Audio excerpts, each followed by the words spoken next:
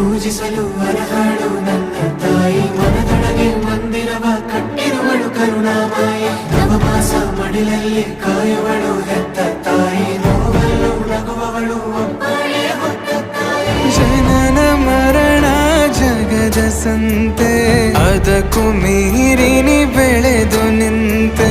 ಕರುಣೆ ಸಹನೆಯ ಮೂರ್ತಿಯಂತೆ, ದೇವರಿಗೂ ನೀ ಸ್ಫೂರ್ತಿಯಂತೆ.